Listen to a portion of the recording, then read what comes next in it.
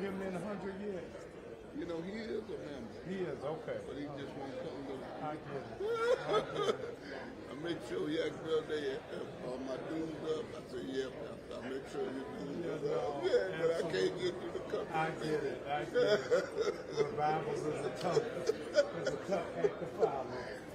Tell me your name again. I'm going to give you my call. Okay, I'm going to tell him my name. Yeah, oh yeah. My wife and I, man, I tell you. When are you and going then back? Sunday morning. Man, you already here, son. Just stay and come there. Come to Newburgh, man. I get you a whole pass. No, that's great. You ain't going to get back home in time for no church now. Bless you, D. Yes, sir.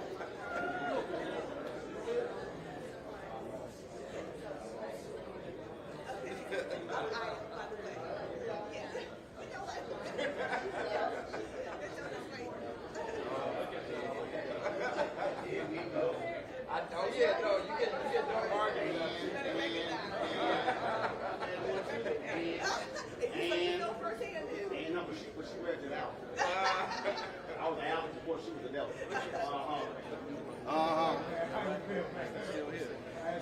Take one to know one. Good to see you, brother.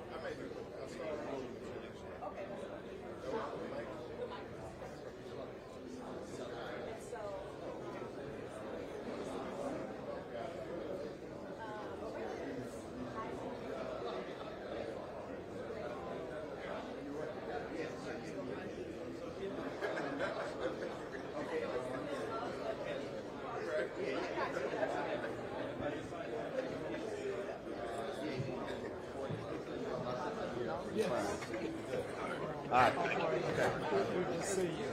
I told him y'all already gonna miss church Sunday anyway. Just hang out with him. Just catch a later flight. It'll be all right.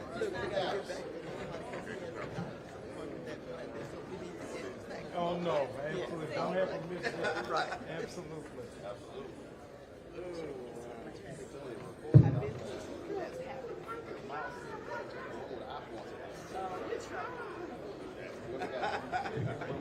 Down there or here? Here? All right, cool. What's up, man? Oh, chill, man. You know. Work every now and then. Be happy you recorded.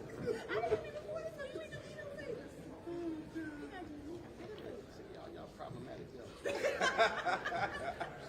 Good morning. No. Good morning. See, you woke up this morning. You can see, taste, talk, hear, smell, and hopefully you are in your right mind. So there is so much to be grateful for. Good morning. That's awesome. I'm Tracy Knight, and I'm just going to open up this panel and turn it over to our esteemed moderator. Before we do that, we have to take a moment to thank our sponsors. Without sponsors like Amazon, who is sponsoring this particular session, we would not be able to bring you stellar workshops like you are about to partake in.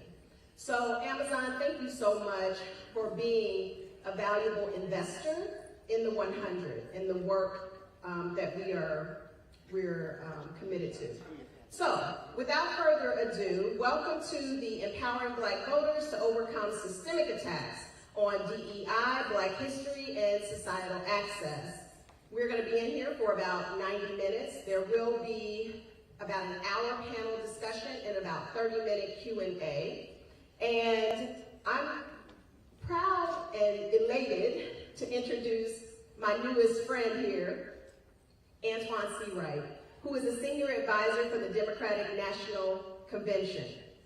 He is also supported by an illustrious panel of Cliff Albright, if you could raise your hand, from Black Voters Matter, he's one of the founders, Roland Martin, who is a political commentator, Isaac Hayes III, founder and CEO of Fan-Based Social Media, Inc., and Io Atterbury, who is the Chief of Culture for the League of Women Voters. Without further ado, please give a round of applause for our panelists and our moderator, Antoine Seawright. Good morning, everybody. Good morning. Good morning, everybody. Let me start with what my mother and father taught me to be the two most important words in the English language. And those words are thank you. I know she thanked Amazon for sponsoring this, but that does not matter if you all did not show up. So thank you all for being here this morning for this very important conversation. Give yourselves a big round of applause. You know, it's good to be back. Last year I was here, as most of you know who were here last year, and we started this conversation around the importance of the black male vote. And most of you know from my work, both at the DNC, to re-elect this president, vice president, to make certain that Hakeem Jeffries, a black man from Brooklyn, is the next speaker and the first black speaker of the House of Representatives in Washington, D.C. Y'all should be clapping for that. But since 2014, I've spent a lot of my time traveling this country, talking about the importance of the black vote, but leaning in with precision about the importance of the black male vote. Because without a doubt, black women have carried their fair share in this country for many things, but black men, we have some work to do. And so I spent my time traveling the country talking about this. So we started this conversation last year.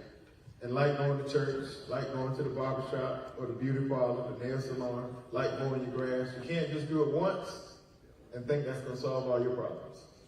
So here we are again, having conversations with an expanded scope when it comes to DEI and black history and societal access. So I am so excited and so pleased that you all will join this panel. I'm going to open up this conversation and allow the panelists to give a brief. Now in South Carolina, we mean Sunday school brief, introduction of themselves. They are very decorated and colorful in their own way throughout their careers and the work they're doing. But I'm going to allow them a minute and 30-second introduction of their own.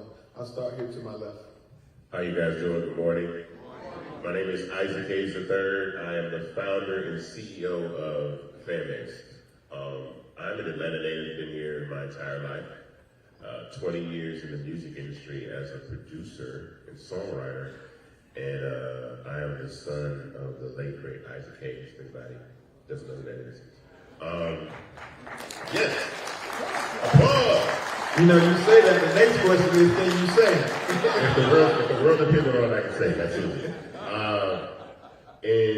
I started managing my dad's estate after he passed away, but in 2018, I got an idea that we needed to build an infrastructure in social media because black culture is the economic engine of social media. So I decided to found a startup called Fanbase, which is basically, in my opinion, the heir apparent to TikTok and Instagram, but it's black founded, black owned, and invested in by people just like you, but it's for the entire planet. And so I've been fortunate enough to raise $11 million in 3 equity crowdfunding rounds, and I'm raising $17 million right now for our Regulation A round on a platform called Start Engine. So I'll tell you about that in a little bit. But my passion is creating black wealth and getting us into investing and owning infrastructure. So if we're not doing that, that's our thing. So I'm a new tech founder, but I'm a passionate tech founder.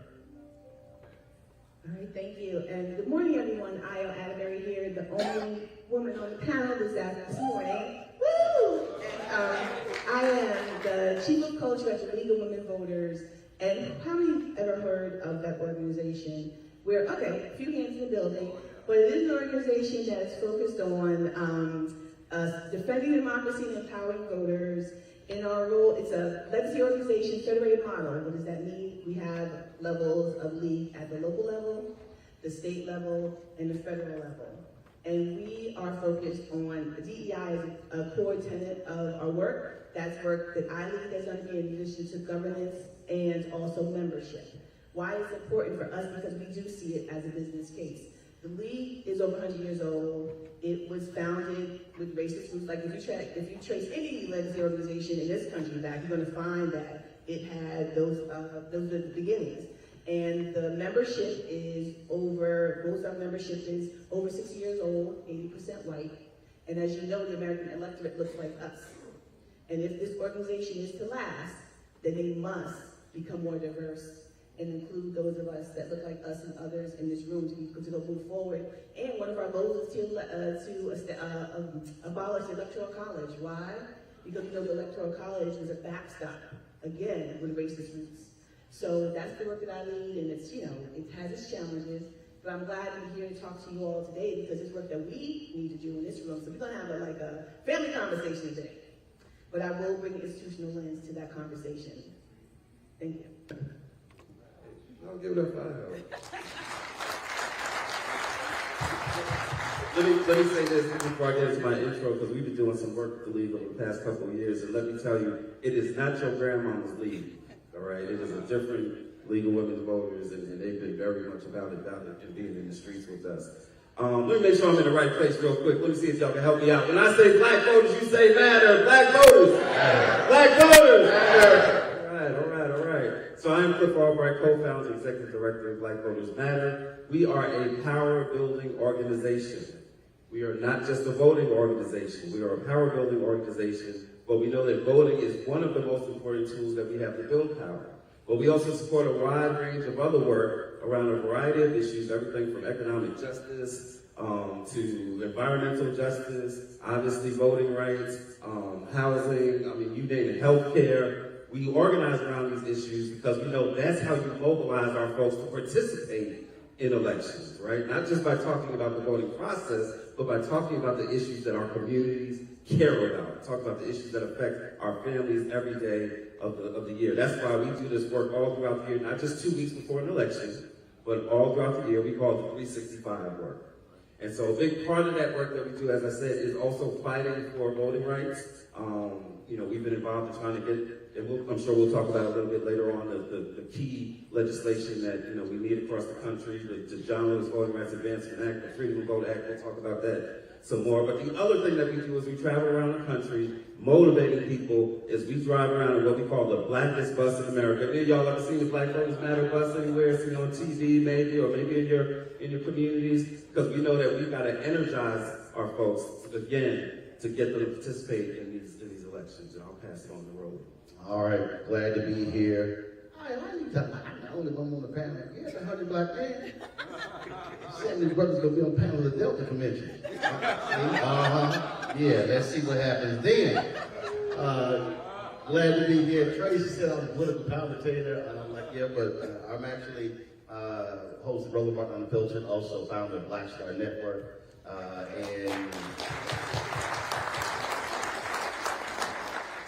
the reason that's important because we've got to be able to own and control our own media. And so as we walked in here, I was like, was the session been recorded? So man West said, oh yeah, it's a session been recorded. I ain't see no camera.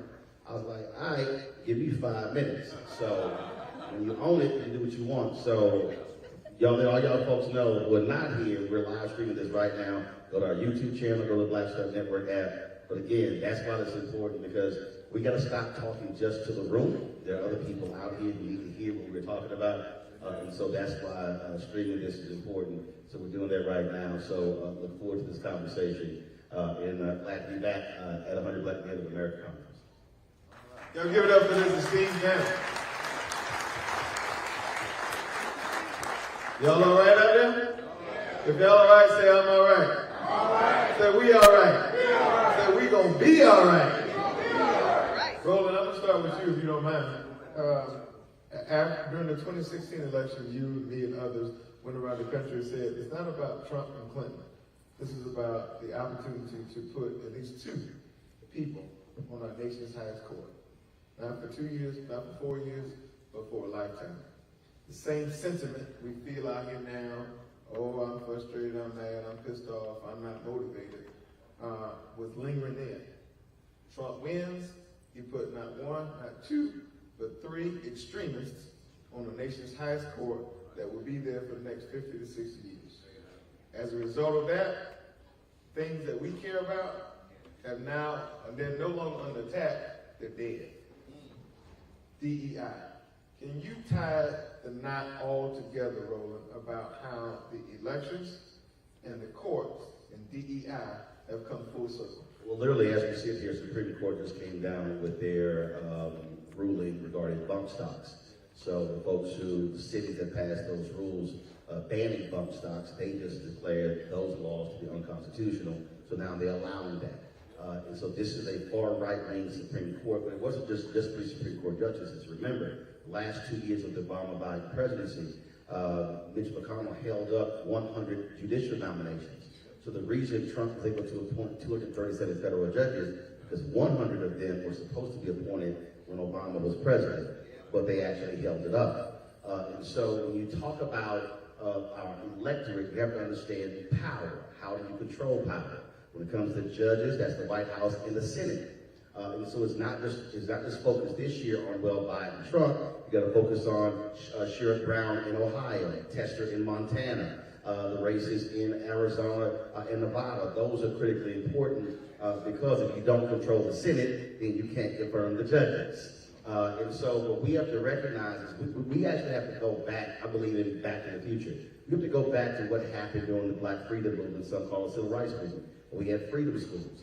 The problem is too many folks today don't fully understand politics and connecting the dots. And so when you talk about public policy, you have right now conservative billionaires. The effort of Ed Blum and the lawsuits, that is a $1 billion funded program. Understand, in my book, White Fear, How the Browning of America is Making White Folks Lose Their Minds, I've been literally saying this since 2009. Why? Because it was sitting in front of us. When Obama was elected president, a lot of us went to the inauguration parade and we never left. We were so excited seeing a black president. Say that again, Roland. A lot of us went to the parade and we never left. For 8 years, we were just sitting here like, because we were happy to see our first black family. Everybody else left. That was a poll that dropped shortly after the inauguration. The question was asked, are you optimistic about the future of America for your children? Every ethnic group, majority said yes. Only one group, less than the majority, said yes, white America. September 2016, a poll was asked, are you optimistic about the future of America economically for the next 10 years? Black people, lowest wealth, highest optimism. Latinos, second lowest wealth, highest optimism. White folks, highest wealth, lowest optimism. I told John Adlon at CNN, we are, in 2009, we are in the stages of white minority resistance. He goes, hold up, white folks are the majority. I said, but 2037 is the key, because they are going to be minority. When you look at black, brown folks become the majority. So the attack, this is a very specific attack. And they're using laws that were passed to benefit black people now against black people. They're using the 1866 Civil Rights Act against black people. So what we now have is this well-funded effort, and we have a completely disjointed effort on this side, and there's been no consistent, focused response. You've got Silicon Valley, the billionaires there, pulling billions of dollars out of various programs. They are now siding with Trump because they want to keep those tax cuts in 2025. So we have to understand every program. If you had a law firm, a corporation, I don't care what it is, every program that has been in place that has been about black advancement for the last 40 years is going to be sued. We better be prepared for the onslaught because it's coming, because they have a legal apparatus in place, judges in place, and if Trump wins, they are going to move forward and look at Project 2025. They literally have a provision in Project 2025 how they're going to target anti-white racism in the Justice Department. Trust me, that's their goal. Cliff, I'm going to keep this going because I think this is certainly fertilizer for the soil. You do a lot of work in states. We hear the former president talk about these things, these cases like DEI need to be settled in the states. We get so focused sometimes on the presidential election, we forget about the importance of local elections. Tie the knot between DEI and states having to say so. In my home state of South Carolina, legislation was passed to eliminate DEI programs from all state government agencies. That is the new wave that's happening, started in the South, is happening around the country. Can you talk about how tying those two things together, states' rights, local elections, building community?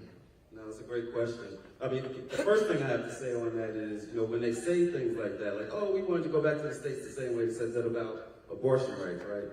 There's a lot of stuff they say they want to go back to the states, but then what you see them doing, you see them trying to pass national bans against abortion, against contraception, IVF, and all that. And the same thing applies to the racial stuff. Oh, we want the states to decide it, but then at the same token that they're acting at the federal level to end all the things that Roland was just talking about. So it's really a dual strategy. They're trying to do it at the federal level, but also at the state level. But to your point, what goes on in these states is critically important. We say all the time that in fact, and even more narrowly, what happens in these counties in a lot of these states. Because we say it all the time, it's our rural counties in the South that are often the laboratory. It's a petri dish where they concoct all this stuff.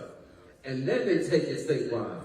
And then they take it federally. And so we have to pay more attention to what's going on at the state level, at the local level. And that's part of what we do when we have our conversations with folks. We want them to be motivated about the federal stuff, about the president's election, about the Senate, and we talk about all that stuff.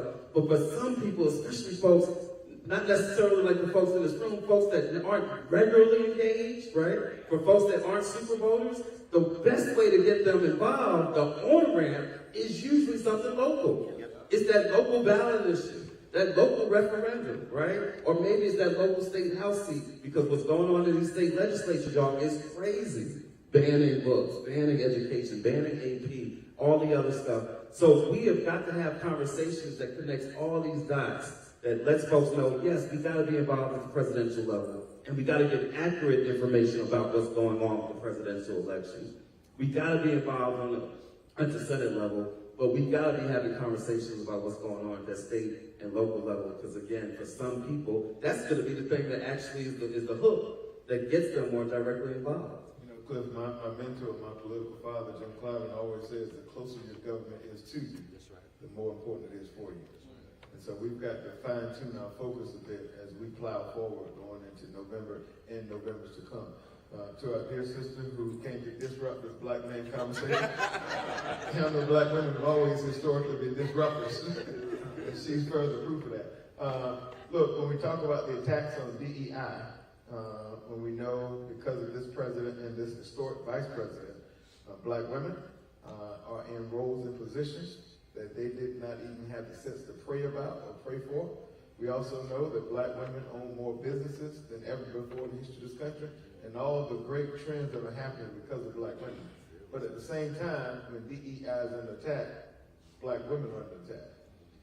Can you center that for us in this conversation? Because I want to give these sisters in the room a little flavor of this too. Yeah, I mean, when you start looking at all the things, right, about DEI and women and the work that has to be done in this space, but I want to just go back to one thing that's really simple, is that it's about us being active locally. There are always going to be attacks. If you look at the history of DEI, we want to call it DEI, we call it affirmative action. It started in the it's been since we've been here, right? We've been fighting. Particularly got away in the 1950s and 60s with affirmative action, all the civil rights movement work that started, and it changes, the name changes, but the game stays the same. So for us, at the level, like at the institutional level, there was an influx of dollars that went into philanthropy in spaces that created these chief equity officer positions. We saw them. And as Roland talked about, it started to shrink. And those of us that were paying attention, who watched the 538 map, who weren't surprised that we had the change in regime that we had in 2016, because we were watching, we saw the numbers. What you talked about in terms of who voted for what, you started to see in the second administration that the support for President Obama, white folks had plummeted. So black women, black folks, our people of color carried us through. And we still have work to do. For black women, we're under assault in all the ways. There's medical apartheid. There's all the things about, who saw the report about black women and maternal health, maternal death, right? We're highest rate, and particularly areas where there's affluence, right? So we have to think about, we have to go back to our old school kind of each one, teach one, the freedom schools you talked about, right? We've kind of gotten away from that because we left our communities. We are now sometimes in integrated places. We have great accommodations. And so we are now looking at a system that's doing what it was supposed to do, but it's shifting. And so we have to be smarter and thoughtful, not smarter is not the word we're looking for, but we have to be more thoughtful about how we approach these things. So education, so for instance, I'm gonna make a plug for the work that I do. Vote 411 is one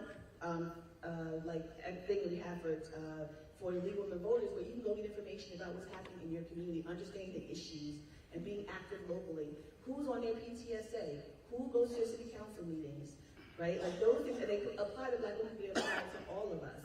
And Black women are usually the credible messengers. We have to be better, all of us have to be better users of social media. What does it mean? And what messages are we giving? Are we having these visceral reactions to different things? So I want to say it's all looped into our experience as Black folks. Black women are under attack. Black men are under attack. We're all under attack. And we have to continue to we have to go back to some of the things that we've lost or haven't been paying attention to in terms of how we build community, build relationships, and energize each other, and get people to understand that what's important is like what are the voting issues that are important, particularly our young folks, right? And it's hard to make that connection. The idea that you should do this because your ancestors said so, because you were told that that people did this for you in the past, that doesn't land with them because they need to know about now. How does this impact me day in and day out? And they don't understand that the government is actually not working the way it's supposed to. Senate is supposed to hold the executive branch, right, accountable. They're not supposed to line up. We got a situation where people are lining up because they want power. And so our power is in the connection, the building, and getting out here to protest and vote. Hold accountable your elected officials.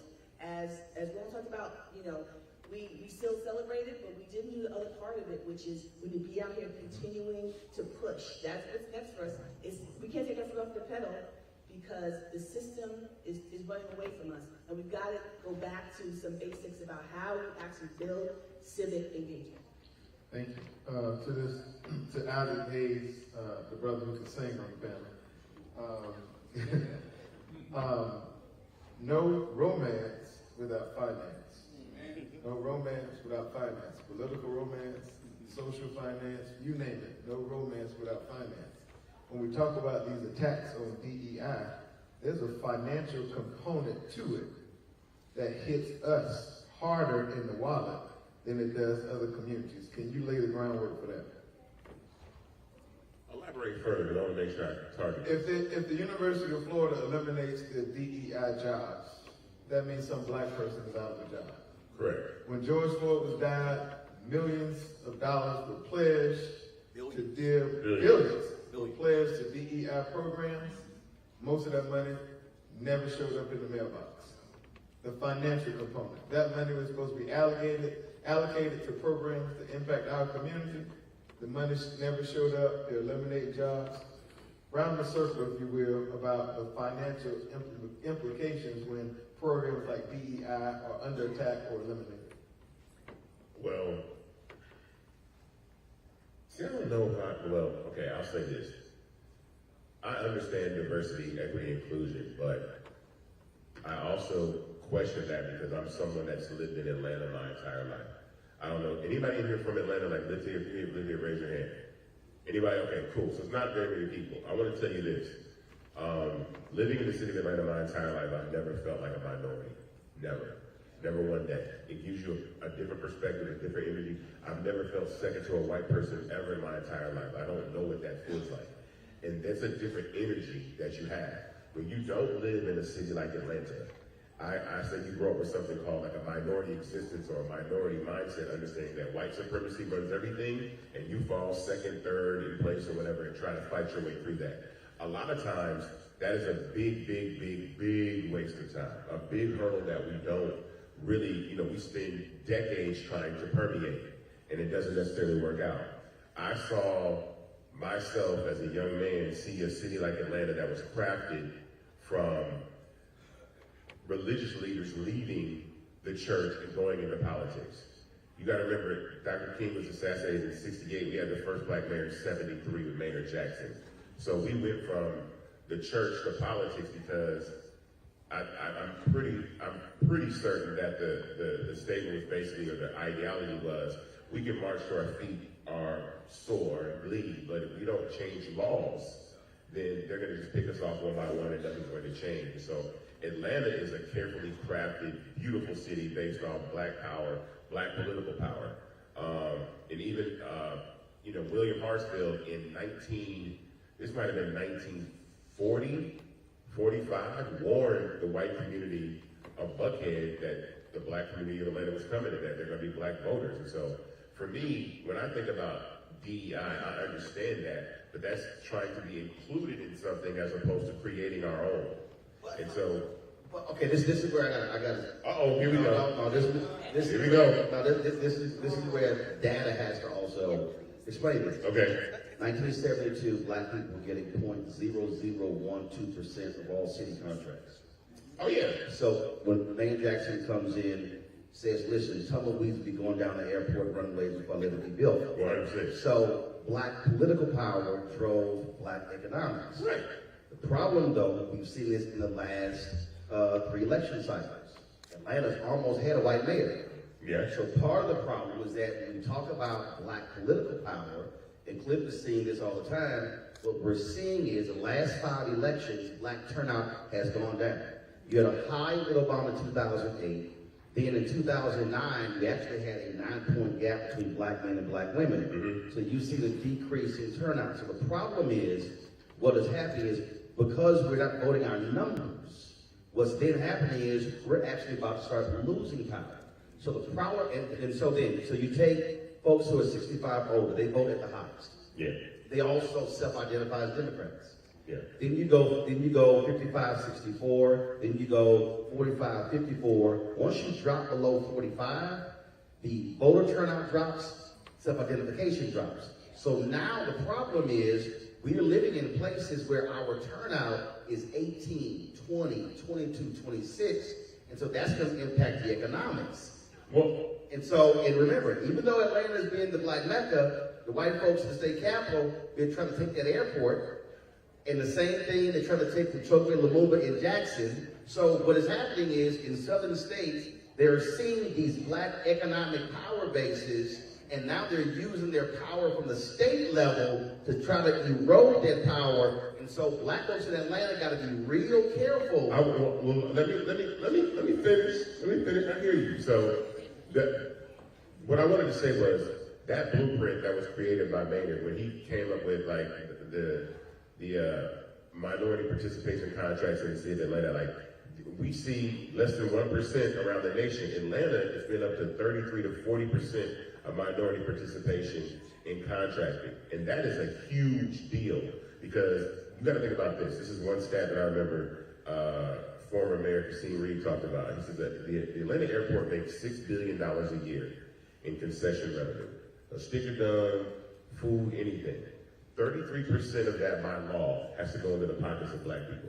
Those businesses have to be owned by law, right? So when you think about, everybody knows what Shake Shack is. Have anybody ever been to Shake Shack? Have you been to Shake Shack in the Atlanta airport? Have you ever been there? Well, the owner of Shake Shack in the Atlanta airport is a black person, and they had to be a black person because we're creating laws to do that.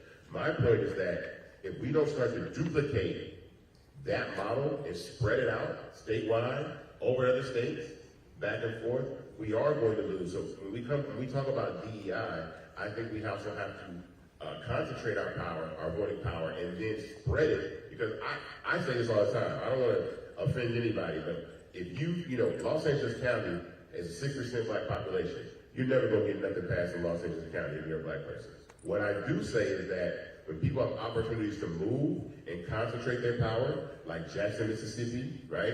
Or Birmingham or Montgomery, Alabama, or Shreveport, Louisiana, or Atlanta, Georgia, we should take opportunities to do that.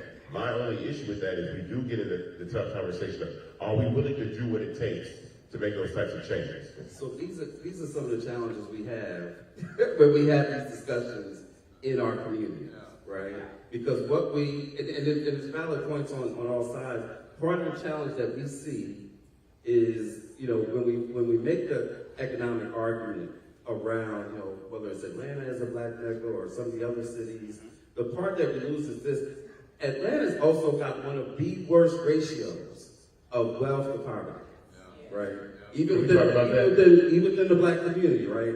And so sometimes when we have these discussions, And I think this connects to Roland's point about like the decreases in turnout. We're having an economic discussion, and we got a whole segment of our community that has not benefited from the fruits of some of the economic development. And then and that's part of the reason why in a city like Atlanta, why we run the risk of having a white mayor is because when we say, hey everybody, this is the Black Mecca, you got segments of the Black population that are like, this ain't no Mecca to me. I'm not benefiting from that. And so we have to be prepared to be able to have a discussion that recognizes all of that, because what happens is if we don't have a discussion and deal with that lived reality, we can't act like they're crazy. We can't act like they're just lazy. We got to deal with that lived reality, because if we don't deal with it, that's when the disinformation comes in. That's when the people start coming through and say, see, your cities are failing you. Those Democrats are failing you. You need to come on over to our side. In every piece of disinformation, there is a sprinkle of truth. In every piece of disinformation, there's some real concern that our community has, or else the disinformation and the propaganda wouldn't find a place to land. So we gotta have the real discussion and be prepared to deal with the realities of where our politics and our economics are not necessarily benefiting all parts of our community. That doesn't mean that there's not good stuff happening. That doesn't mean that this administration, they got a good story to tell on a range of issues, including criminal justice, including Black farmers, including HBCUs. There's a good story to tell, but if we don't tell the full story to those parts of our community that aren't seeing it and feeling it, then we're going to lose them. Well, and I guess and I guess I started this point, and Roland, I think you have appreciation for this, is that all progress ain't permanent. Yes. And we made a lot of progress in our community, from airports to ports, from C-suites to the streets. We made progress. But we also see people who are abusing that progress. Because although we may have a senior vice president of community engagement, that job is on the line. And if that job is eliminated, then the money for the YWCA, the Summer Basketball League, the Summer Job Program, all that goes away. Billions of dollars when a Black man was killed on the camera. Pledged to do better in this country. Now those same people saying, to hell with that, we're not going to do that. Yep. So it doesn't matter that we had success, respectfully, under the mayor. It doesn't matter that we have people in jobs and roles. Those things could not exist in the short term if we're not careful. And I guess that was the economic romance part of the conversation I was trying to bring through. You want to follow up? Well, I mean, the reason that I make that statement is that if there is not an idea or a mindset that political power, everything comes from political power. And we focus a lot, even with this national election that we have coming up. I see online the dissatisfaction what a lot of people have to say about the Democratic Party. Like young Black men don't really like get behind the Democratic Party. What I can say, what I always say is, for me, my experience is all I've seen is Democrats work on behalf of Black people. Because I've seen Maynard Jackson, Andrew Young, Shirley Franklin, Sean Reed, Andre Dickens, so on and so forth, create laws that benefit Black people. My message to us is, when are we going to take that message and expand it and do more, right? And recreate and duplicate that. Now, he mentioned income. One thing that I hear all the time, and I think is a good talking point, is Atlanta has the largest income, the biggest income inequality in the country, I guess, for Black people, right? Has anybody ever asked who has the best? Like who has the best income inequality? And it's really like 4% in Atlanta, right? About 4% income inequality. I think the best place that income inequality exists with people is like Salt Lake City, Utah, just like 11%. So there isn't this huge gap. When we say it's still income inequality. What I'm saying, the point that I'm saying is, hold on. No, listen, I understand that. We're gonna get there. We're gonna get to the audience in a second. We got to plow through. We got to plow through. We're gonna get there, but what I'm saying is that it's not, the gap is not as wide as a lot of times some people say that it is. And sometimes that gets exacerbated. I'm not saying that it does not exist, ladies and gentlemen. That's not what I'm saying. But what I'm saying is that if we're not focusing on creating powerful people to change laws, then we are always going to be asking, like DEI is going to be something that we're always asking for. One thing that I say about this all the time, and I've never heard a majority of group of people ask for inclusion in anything. Show me any time where a bunch of white people have moved anywhere and said, you know what we need? We need some black people, some Latinos, some gay people to move in. The only people that want acceptance are minorities. Because we're begging to have a seat at the table. No, that's the truth. Find me a place where we're begging to be involved in something, right, that we don't control. Nobody in the city of Atlanta is begging to be included in anything right now. So let me, So let me say this before I make this. Let's go diversity. One second. Hold up. Before I make my comment. Make it quick. I'm a firm believer in this here. When our greats in the room, we also give show them respect. Put your hands together and show appreciation to Ambassador Andrew Young.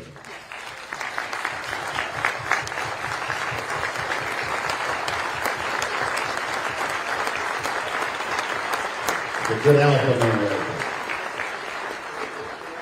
there. What we have to understand when we're talking about politics, that is economics. Elon Musk is the richest man in the world. Not because he pulled himself up by his own bootstraps and he's brilliant. It's because he has maximized tax incentives from cities and states. Jeff Bezos gets tax incentives to build warehouses and bring jobs to places. And so what we have to understand is that is economics. There are a lot of us, and I see this on the social media all the time. Man, we gotta do for self. You cannot show me any major corporation in the country that's done for self. Okay. We literally provide massive incentives to oil and gas, to every single industry. I understand where do for self comes from. But what we have to understand is that I had folk tell me, I had a young brother who came on the show at a school, and the reason he was actually booked on my show, brother from Georgia, the reason he was booked because he was supporting the voter suppression law in Georgia. But when he comes on the show, I don't want to talk about that, I don't get myself involved, I don't want to talk about my school. I'm like, no, you ain't changing the subject. So when I was challenging him about government assistance, folks are like, oh, there you go with the government. Well, guess what? The school that he was trying to get for young black boys was a public school. He had to go to government to get to school. So they were mad at me because I was breaking out government assistance. And so we have to understand the language that is being used for people who are not registered and who are not voting. And so what we're doing is too many of us are having 30,000 feet conversations, and we're not saying on the ground how this particular policy, that a bill that was passed, impacted this person. There are black people right now who are saying, man, my pockets were full when Trump was president, not realizing that a Democratically controlled Congress passed the bill. Not realizing that the $1,400 check that you got in 2021 wasn't Trump, that was through Biden Harris. Not realizing that the child tax credit went up to $2,000. Not realizing who cut the earned income tax credit. But what's not happening is, and this is where black media comes in, that we have to own up to. Our information sources have completely been decimated. Ebony is not Ebony it used to be. JET doesn't exist. BET has a monthly news program that barely anybody watches. TV One canceled my show in 2017. They have no news. Aspire, no news. Revolt, a weekly show that very few folks know about. You have your black newspapers, many don't have reporters. And so when I'm talking about fighting for campaign dollars to advertising, and also $340 billion being spent on advertising, that black people get 0.5 to 1%, is because our organs, Black Enterprise is no longer the Black Business Bible. They barely do any stores. They're a conference company. And so what we right now are dealing with is a devoid of information sources to get information to our people. And what Cliff said, what then comes in, Instagram and TikTok drives this information. And now we got to spend loads of effort to get folks to stop believing the lie. That's the battle that we are in right now. And I want to add, Very quickly, I want to say, everybody's got a chance. It's my turn. Okay, so I want to say, You had your turn. You had your turn. I want to say gerrymandering is an issue, like, so I'm nonpartisan, right? Lee's nonpartisan, but I want to say gerrymandering, as Cliff was talking about, is one space where we're dividing the political power of black communities. So when you concentrate, that's the way you got to focus all the way through, is that they will find ways to break it up. Right? That's one thing. But also, when you're talking about people ask for handouts, I want to reframe DEI. I want to reframe this. This is our stuff. Our ancestors built this, and all these were built on the backs of the labor that's provided. And what we're saying is, we have been denied access and opportunity. Not to be work hard. How many hundreds of black communities were decimated, drowned, or burned down when we were thriving over the years, and then put us behind it, continue to happen. So when you talk about DEI, it's not us asking for a handout. It's the same. We pay this. I pay my taxes.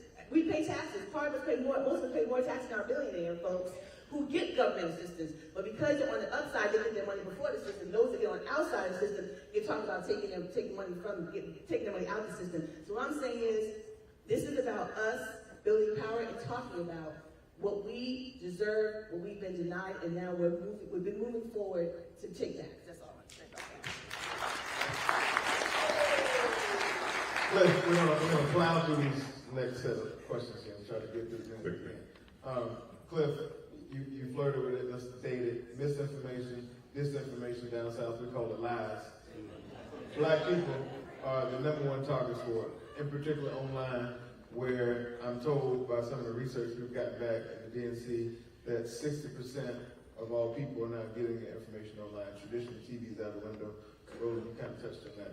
Talk about how we as black people have to be careful about our information sources and where we're getting information quickly. Yeah, I mean, they have been very strategic about trying to find, one, just in terms of where they're advertising. They are, unfortunately, the conservative side has actually been better at micro-targeting our community. There are ads running right now on some religious stations that half of our community knows nothing about. But they are targeted to segments of our community with like anti-LGBT information. They're going hard on them. And so they're picking out, and then there's some stuff that they're targeting to black men, right? Which is a whole discussion, because we really need to have the black men discussion. Trying to get there. You're trying to, okay, so I'm gonna leave it alone. We're gonna circle back to it. I lost my train of thought talking about black men. But the disinformation is very strategic. And it's on a range of issues. It's on, like I said, LGBT, it's on the economic stuff, it's on criminal justice stuff. And the crazy part is, some of this disinformation that they're putting out there is on topics that there's actually a strong story to tell. Like, how many of y'all have heard that this administration has done nothing on police accountability, right? People upset, we didn't get the George Floyd Act, which is true, right? But check this out, we marched in the streets for months to get justice. Spurred on by what? Breonna Taylor, George Floyd, Ahmaud Arbery. At the end of the day, it was the Department of Justice that prosecuted those who killed Ahmaud Arbery. It was the Department of Justice that prosecuted those that killed Breonna Taylor, because the Negro in Kentucky refused to do it, right? It was the Department of Justice on top of state charges that came in and also did hate crime against Chauvin, who killed George Floyd. That was the federal level, right? Then you add on all the work, and let me just say this right here. Kristen Clark and the Office of Civil Rights at the Department of Justice, they've been balling, y'all. We yesterday announced against the pathogen practice against the Phoenix Police Department. That's right. There have been 10 pathogen practice investigations under this administration, 1 under Trump. Exactly. So holding police departments accountable, holding even corrections, even prisons for deaths happening in jail. So I'm saying, but still you have the disinformation out there. Some of it gets spurred on by some black influencers, right? Some of them are black influencers who are actually billionaires or multi-billionaires, right? So they got their own set of interests, but for whatever reason, putting out disinformation about some of the stuff that has actually benefited our community. So, but the problem though is, and I've said this specifically to the White House, they haven't talked about it. So the problem is, Biden has this view of we need to create a wall between the White House and DOJ. I'm like, dude, you appointed the Attorney General. That's your guy. I said, I mean, I just understand. And when I say, I've said it to the VP, to the Chief of Staff, I'm like, I don't understand your DOJ, you're putting prison guards, wardens, cops in prison. Y'all, not one time has Karine Jean-Pierre talked about it from the podium. I said, so the impression in the public is y'all ain't done nothing. I said, you haven't even told your story. This is where messaging comes in. And so we just have to understand that, and this is how, this isn't a Democratic conversation, this is a black conversation. And so what we have to do as individuals, I can't wait on them to figure it out. I can't wait on for some white Democratic strategist to figure out black folk and what story to tell. Because, as you started out with, we know exactly what Project 2025 is about. And we understand the hell is going to be on the other side of 2025. If we don't win this election. So we have to be messengers in our communities. What needs to be happening right now in every single black community, you should be organizing town halls, having discussions, and actually taking the questions. So when the people say, man, I don't know what they're doing, your deal should be, fine, we're going to answer the questions, but we have to understand the role that we have to play here, because I'm telling you, the strategy that they are, Leo, they are sitting on multiple billions. 2 billionaires have taken over Texas. They are targeting us. There's a bullseye on our back, politically, economically, socially, and we had better understand the couch cannot be an option in November.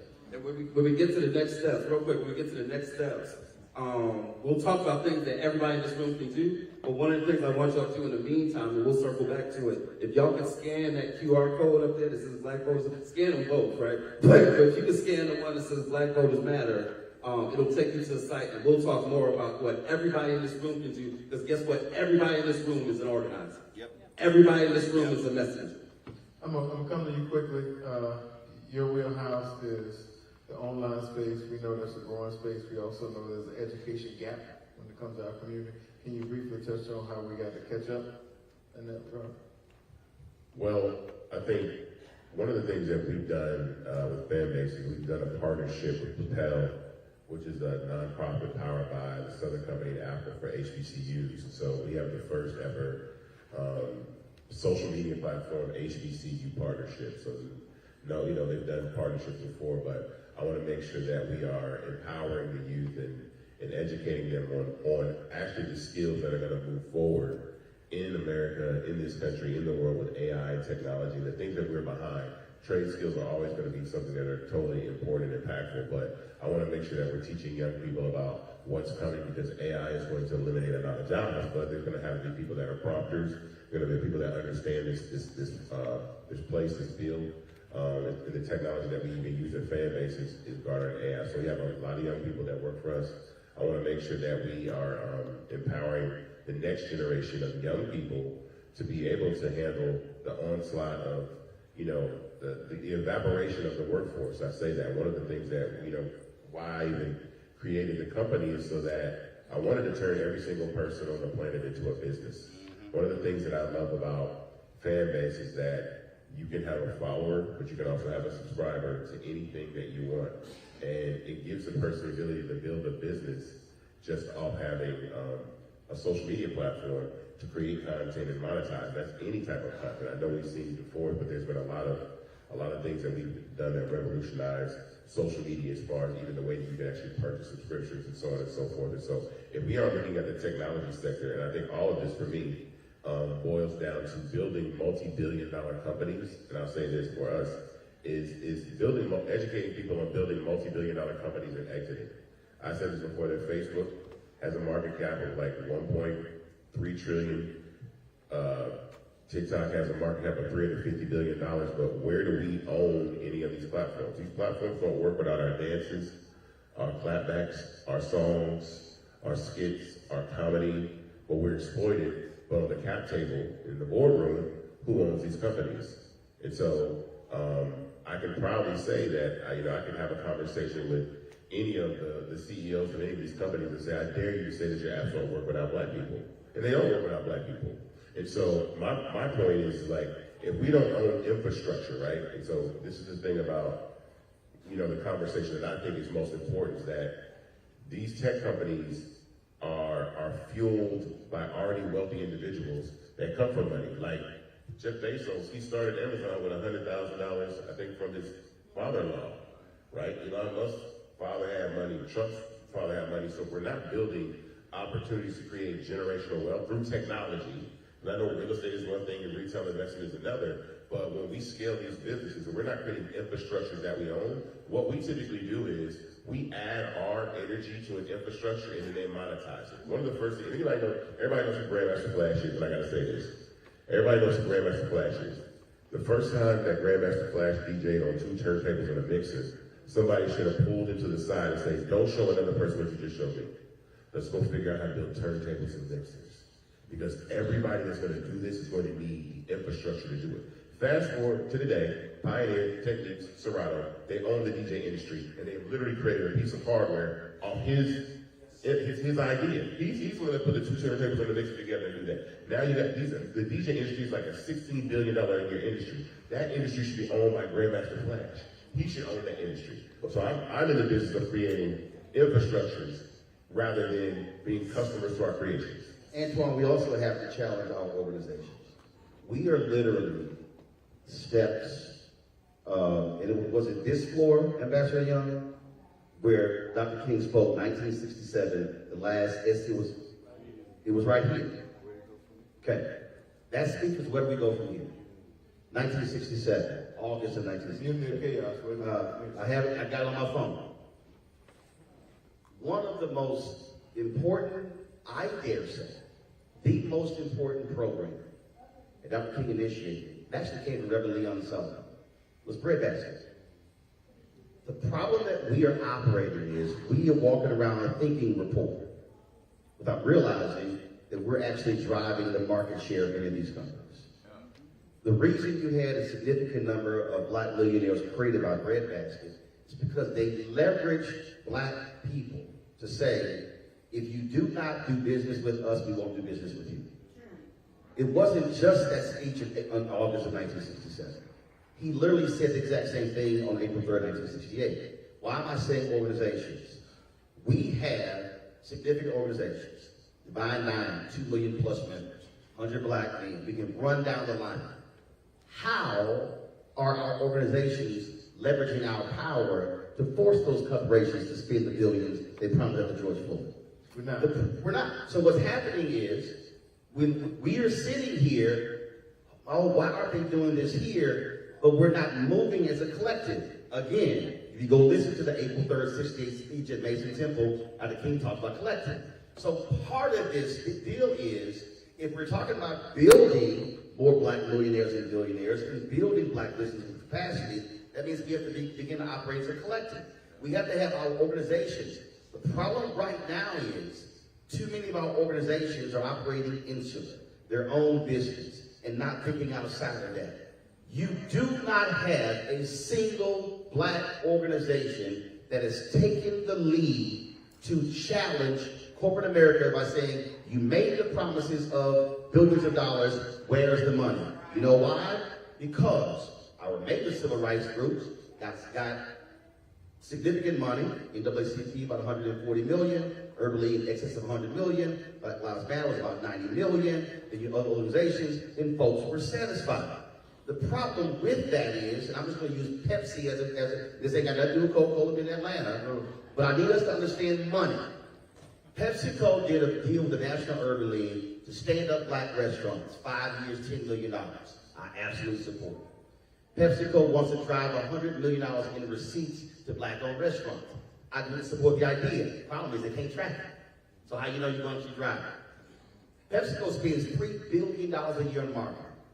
If PepsiCo committed 5% of its ad budget to black media, that's $150 million a year. That's $750 million over 5 years. And you tell me of the three, which has a greater impact on black America? 5 years, $10 million, $100 million in receipts for 5 years, or $750 million? You do not have us challenging PepsiCo saying, how much Pepsi do black people drink? So why aren't you investing in black-owned media? That's $750 million over 5 years. Now, that's just media.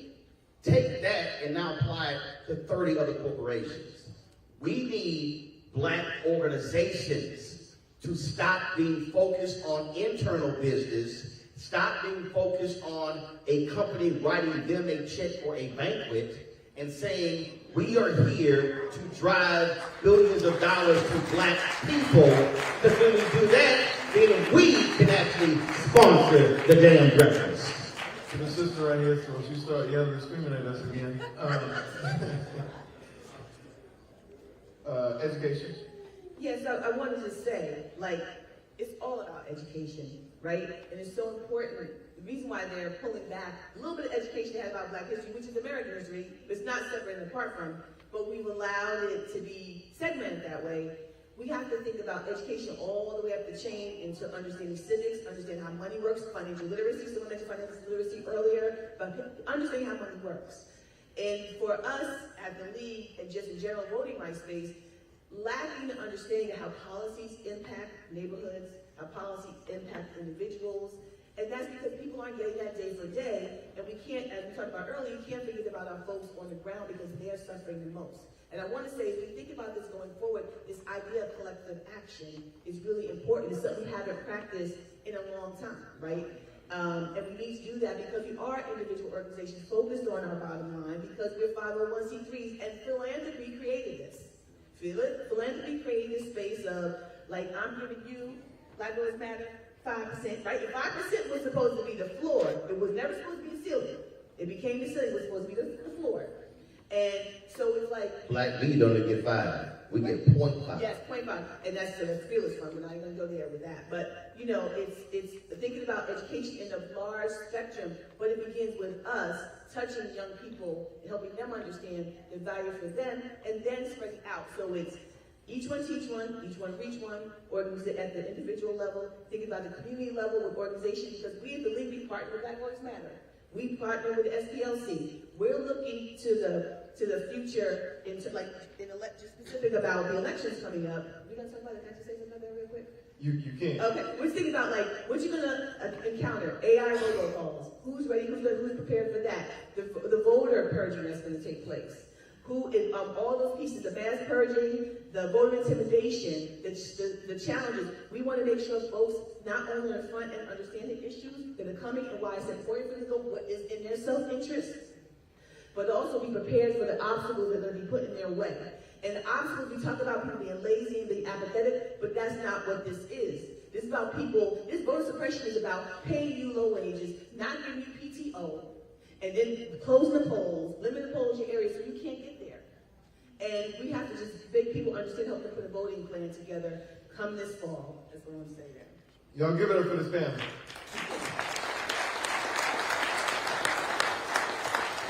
Somebody say, woo! Woo! I do want to touch on one thing before we go to the artists. Now, before we go to the artists, let me say this. We want questions. Somebody say questions. Somebody say questions. Somebody say questions. I don't need your biography. I don't need your life story. I don't need you to set up your questions. I need you to be crystal clear about what your question is. Somebody say question. Before I get to that, Cliff, because out of our meeting here last year, and out of a panel like this where we focus on the black vote, 100 black men, myself and West Bellarmine, we have a 16-city plus tour where we're going around the country into community. We started in Cleveland, we've been to Pittsburgh, we've been to Philly, working with local chapters, having authentic conversations with black men and other constituency groups in our community, Roland Martin, about the importance of the black male vote and how we can all rally together, because when black folks win, when black men vote, our community wins, and we absolutely have to do that. So Cliff, very quickly, a minute and 30, can you frame the importance of the black male vote for this room full of black men here in this next election? Very quickly. I'm gonna make it real quick, and I'm probably gonna leave out some stuff because I really want to get to y'all's questions. But anytime we start this discussion about black men and the black men vote, we've got to start it with this. There is no group in this country more progressive than black men. except for black women, right? And even that margin Sustained.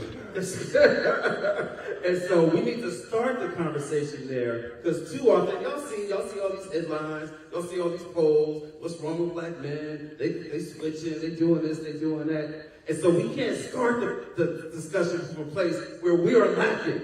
We can't start the discussion from the place where there's something wrong with us, like we're being abnormally against our interests or anything like that. We gotta start the discussion with nobody has pushed this democracy forward more than black men, except for the role that black women have played. And we have done that together. And so we start the discussion there. Once we start the discussion there, then we can talk about, well, where are the gaps? Where are we not talking to each other enough? Where do we need the 100 to go out and do these town halls along with Black Voters Matter and Roland Martin and Filtered and all this other stuff? We can have all that, and we got some of those answers, but just because we're short on time, I just wanted to start it with, black men, we've been doing the thing, and we're gonna keep doing the thing. We're just gonna keep finding ways to do it even better and stronger. And I would add to that,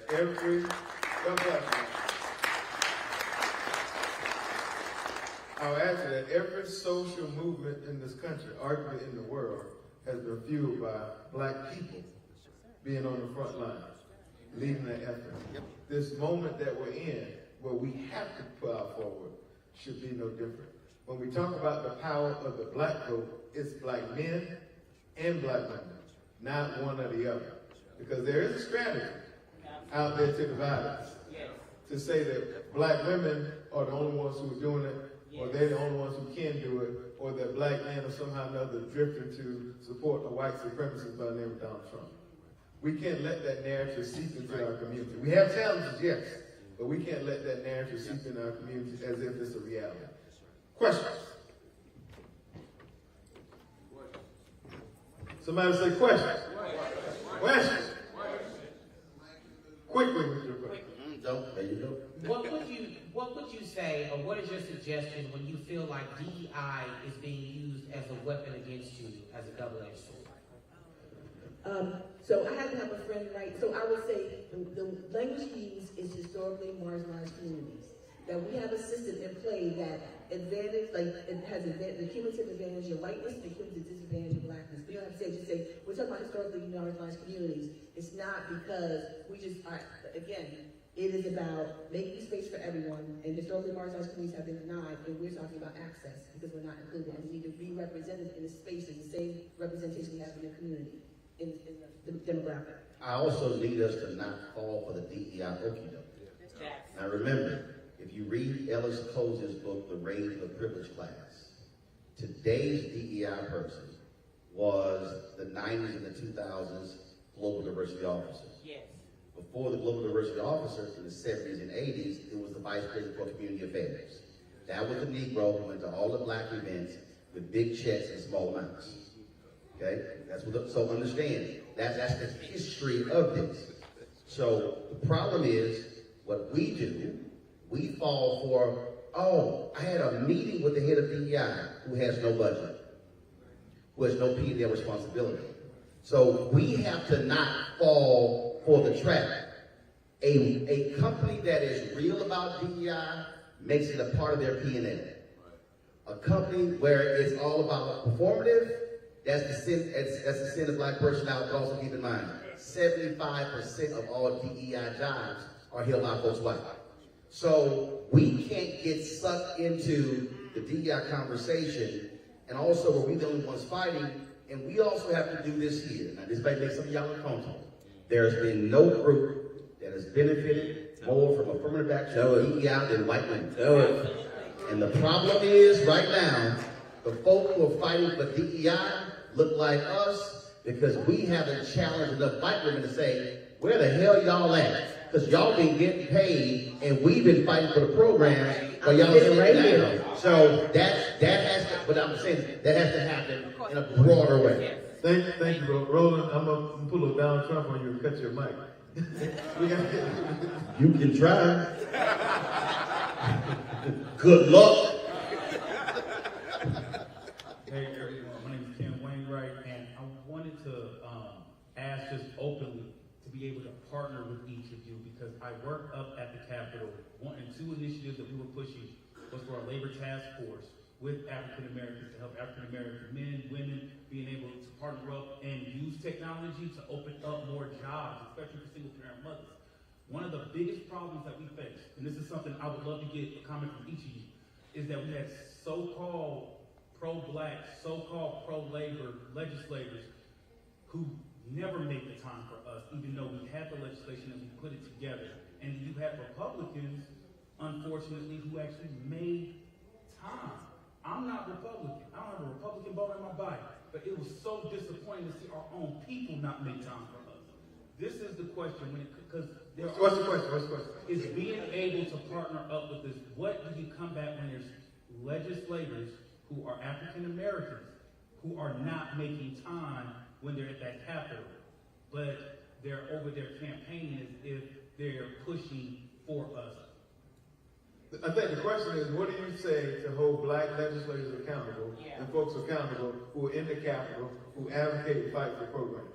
Can you quickly answer that, please? Thank you. Yeah, I mean, that's accountability, right? And that's why we always say it's not just about election day, it's 365 work. The real work starts the day after election day, where we gotta be at those meetings, we gotta be at the city council meetings, we gotta be at the state legislature meetings, we gotta, have our days on the Capitol, even in DC. We need people like you, so I'm glad that you're framing it as how can you connect with us, because we need people that have that inside information about what folks are and are not doing to be able to, share that, and then we can hold folks accountable. That's part of the work that we do all throughout the year. It's not just about the election, it's how do we get folks to do what they said they were going to do, which is a whole other piece, because too often we got folks running who don't have a real agenda, and you can't hold somebody accountable when you didn't have an agenda, right? So anyway. Thank you, sir.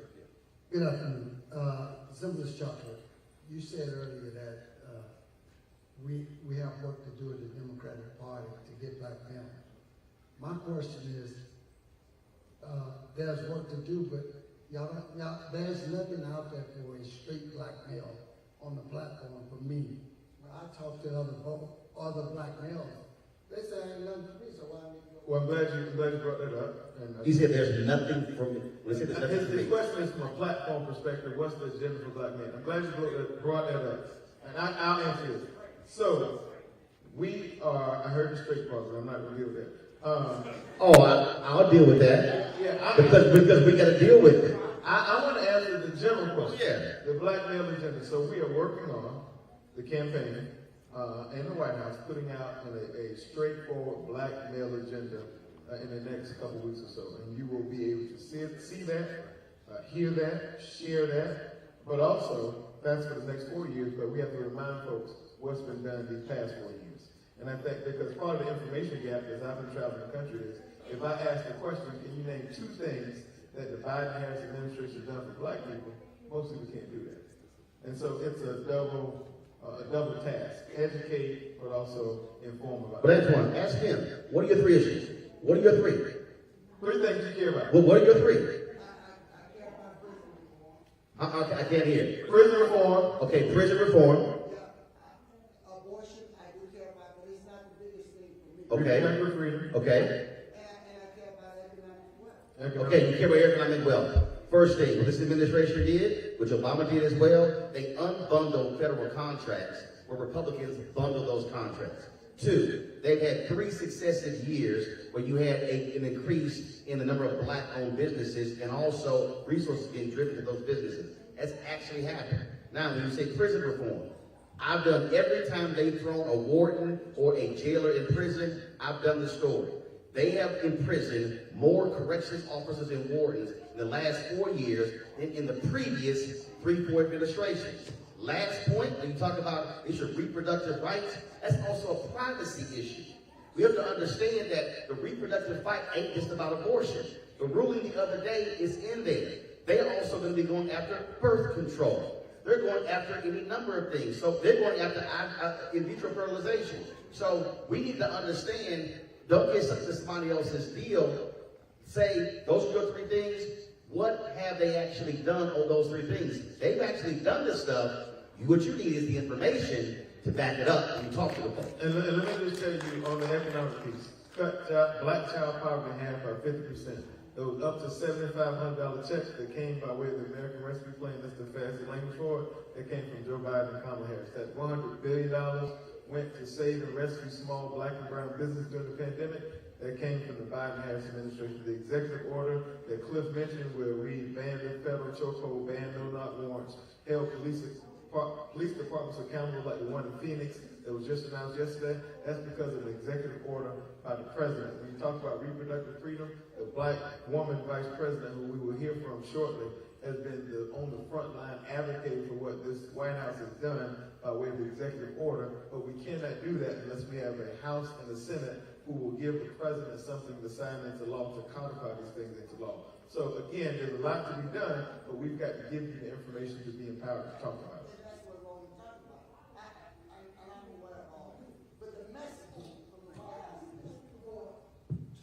I got you, and that's the whole point of me being here. Which is why we're not going to wait on them. We're going to develop our own messaging. Listen, when Chuck Schumer celebrated those 200 federal judges, the White House went, 200 federal judges. I put a graphic out that said, 200 federal judges, 58 black. So again, we can't wait on them to figure out how to message to us. We got to message to ourselves. So the electoral college, can we get rid of the electoral college? Without the electoral college, the last Republican president would have been George Bush 1. No. Go ahead. No. We have a plan for that as a league. We're going to do it, and so our plan is to start with one person, one vote. National popular vote is a way to get there, but that's a goal for us. And we have, I don't know the stats on it, but we're working towards that, and we will do that over some time. I'm sorry. The reality is that's in the Constitution. You got to have Congress pass it. Then you got to have 2/3. You got to have the ratification of the Constitution amendments, and them small states ain't giving up that power. Well, we can, so we'll see. Okay, yeah. Hope, you gotta have hope. You're right. We'll and a strategy, right? Hope is not a strategy. That's just strategy. Okay. Good afternoon, guys. The question for Ike Rowland. I hear you guys talking about the lack of spending in the black community, black media. Yeah. Is there a collective that exists, or are you guys open to creating collectives who can go after that money as a group? My plan of role has, so for me, one of the things that we did with the startup, what people don't know, is that Barack Obama and Joe Biden passed this law called the Jobs Act.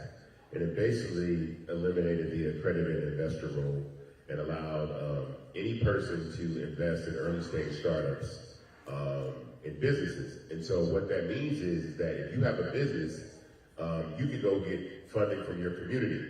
In 2023, less than half of 1% of all venture dollars went to black startups. Less than half of 1%. It's crazy, like less than half of 1%. So what the Fearless Fund has been trying to do and is now being attacked for, we weren't getting that money anyway, so now they cut that off. With equity crowdfunding, which is what we've done at Fanbase, because the majority of the investors in Fanbase, over 15,000 investors, they're African American people. So for me, I always want to create the conversation that we can invest in our own businesses and scale those businesses. There's a guy by the name of Orrin Michaels who invested in Uber in 2010. He put $5,000 into Uber in 2010. He was already rich. So not some guy that's like anybody does that. He put $5,000 into Uber in 2010. In 2019, when the company went public, his $5,000 was worth $24 million. None of y'all ever got a call for that. None of you guys ever got that. Y'all can put $500 into Uber and turn it into $2.4 million. The point that I'm making is that we have to start investing in our own businesses and the ability to scale our businesses to exit. So for me, that's why I created. How much does it take for somebody to invest in? Oh, the minimum to invest in Fanbase is $399. Now, mind you, I've raised $11 million in 3 rounds, and now we're raising $17 million. The importance of this is there is no black-founded, black-owned tech startup that rivals Facebook, Instagram, or all these people. The people that are on the cap table of Fanbase. See, I've seen Fanbase go from a $20 million company to a $50 million company to an $85 million company to a $160 million company. My point is, I'm going to scale Fanbase to a $100 billion company, so we're going to exit. Real quick, the first 10 people that invest in Fanbase today, right here, will match it. Life Goes Matter will match it, so that's $4,000. The first 10 people that do that will match up to $4,000. That's fine. But go to start. Tell me where to go. Go to startengine.com/fanbase to invest in fanbase. Because again, like this is critical, because when you hear these large exits, these people selling these companies, like Be Real just got sold for $540 million. It was only around for 3 years. Those people invested in that company, sold that company, and now it's a bunch of rich people walking around that built those companies off the power of black people, and we don't own none of these companies. And that's what frustrates me. I have to answer this question. We have tried to do the Black-owned media collective, but Negroes don't want to cooperate. No. This is a fundamental problem that we have to confront. We tried to do that, but what's happening is, one, corporations know, how can I pick off the least expensive Negro? You cannot have a cooperative if folk then go cut individual deals, because you now increase your power. So the problem, and we've tried to do this. I have said to the other black-owned media folk, if we walk in as a collective and demand X amount of dollars, we can figure out once we get the money how to split it up. But what happens is, oh, we cool with them, so they funded this, we fine with this here, and I'm sitting here going, but they still at 1%. When we called out General Motors, they said, oh no, we're spending more than that. We said, what's the number? They said, that's proprietary. We're like, oh, we supposed to believe y'all? They admitted they were only spending 1%. We forced them to agree to spend by 2025, 8%. But here's the game.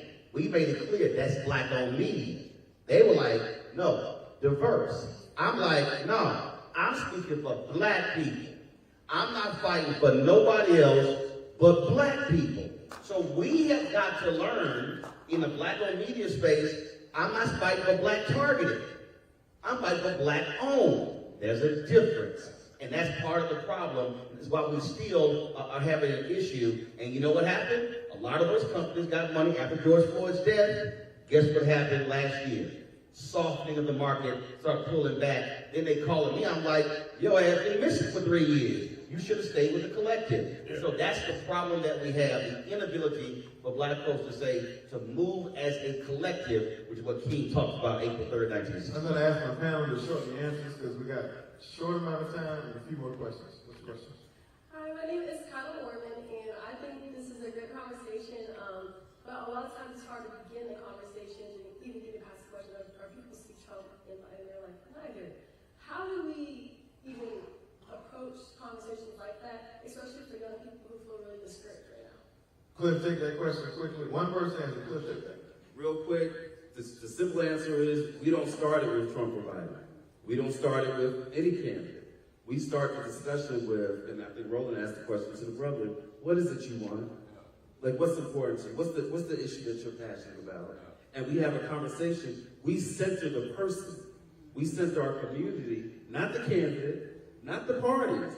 There are clear differences between the candidates and clear differences between the parties, but we don't center that. We center you, and we center you, and we center whoever it is that we're talking to. That's what starts the discussion. But too often when we started with, are you registered? You're not registered? Okay, bye. Or are you for Biden? You for Trump? Okay, bye. Then when we center the wrong thing, that's a conversation killer. I'll also add this very quickly. When we tell some folks, now look, y'all, we all know somebody marched for us, somebody bled for us, somebody died for us to vote, right? And that works for some folks. But for the folks that aren't engaged, that doesn't work. That's a conversation killer. We can't center that. It's all true, and it's important.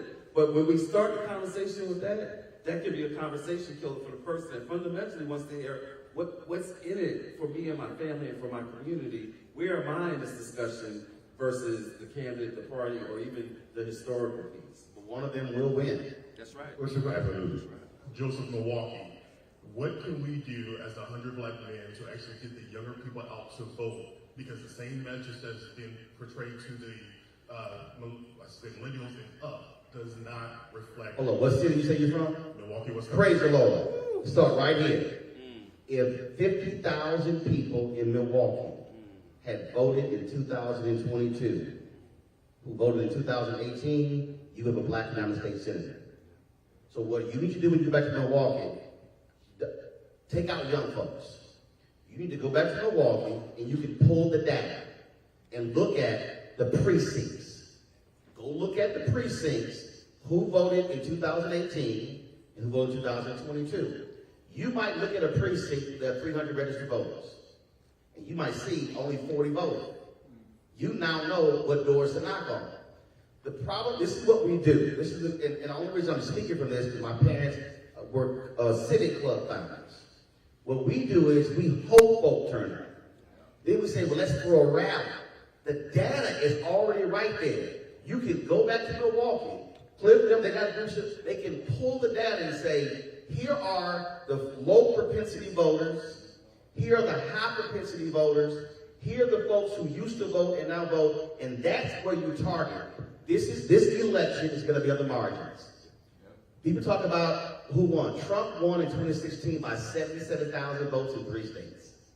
Biden won by really 40,000 votes in about 4 states. So understand, this is a margin game. Milwaukee, if they had voted, and Mandela Barnes still mad at me because I said, bro, you didn't target Milwaukee enough, it would be a black United States senator. So we have to change how we're doing our voter engagement. Go get the data first, and then say, if there's 500 people registered in this neighborhood and only 100 voted, we're going to have a forum in this neighborhood. This is our last question, then we're going to get closing comments because we are over time. So my question is for Ms. Atterbury. So I'm a physician at an academic institution that will become anti-DEI starting in October. Do you recommend those around stay and fight the fight or relocate and join the collective? Well, the fight is the fight, right? So what I tell people is DEI just gave the name, it's what I do. So you don't have to talk about it, you need to be about doing the work. So it depends on how comfortable you are. It's my personal brand and mission that everywhere I go, I think about my community, I try to make space for them.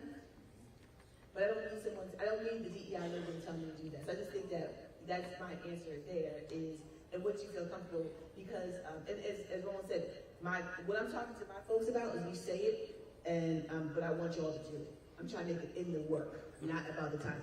Let me just say this real quick for the brother from Milwaukee. Anybody else that wants to get involved in reaching out to your community, connect with us, scan that QR code. That's QR code specifically for our texting program, because we layer our street and door outreach with texting, social media, build all that stuff, right? But texting is one of the easiest way for me to get folks involved, like in a setting like this. So scan that code, it'll connect you to, we do texting Tuesdays every Tuesday. And we do it the same way that Roland just said. We'll say, okay, we want to hit these precincts in Milwaukee this week. Or we want to hit these precincts in Ohio in preparation for that Ohio referendum that they had last year. So anybody that wants to get connected, please scan that QR code. We got tons for you to do, and we got the resources to help you get it done. That was it. And for the league, we have local and state leagues across the country. LWV.org, we have issues that they work on that are local. So also join and connect with League. And League in Action. We also have Outreach Circle. We have 2 things, League in Action, Outreach Circle, that also mirrors what Cliff was talking about. We partner with them. So, and this ground game, it's a ground game. We won't talk about it. It's not a 9-to-5 joint. You got to go to kitchen tables. You got to knock on doors. That is where we need to move. And share data. The content creators on the fan base, the work that we do, you can repost that information to your social media circles. And just understand, you have no idea what goes by. You have no idea. When last year, our State of the Union coverage, I was talking to a conservative about the issue of reproductive rights, and I challenged her on the issue of pro-life. That clip, on our YouTube channel, LDN 400,000, other people have shared that on their platforms. That clip alone has done 30 million views. So you don't understand, you have to be using your social media also to drive messaging. That's my whole point. So this is a collective thing. It's not, hey, I'm gonna wait for Antoine to send us some graphics. No, hell no. If I see a graphic, no, straight up. If I see somebody put a graphic, then I will sit here, oh hell yes, I will copy and paste that damn thing and repost the hell out of it. But again, that's how we have to do this. No, look, as we close out, Roland's right. I am giving you all your deployment papers. This thing don't work if all of us don't work, period. Right? I don't care if you don't like Joe Biden. I don't care if you don't like the vice president. But you got to like your community enough to know the difference between who's fighting for you and who's fighting against you. And that's what this election is about. It's not about the difference between two evils. Donald Trump is an evil man.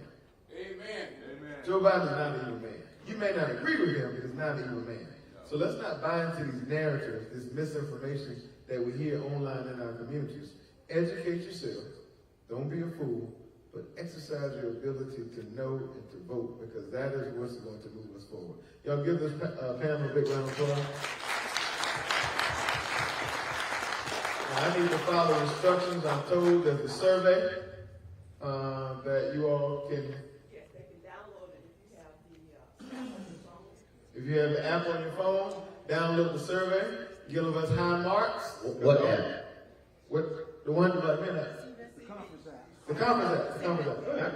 Some folk don't know. Yeah. The conference app. The conference app. I ain't assuming. Information back. Download the conference app. Fill out the survey.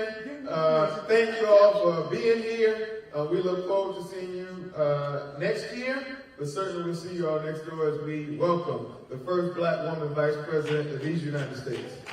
Lord.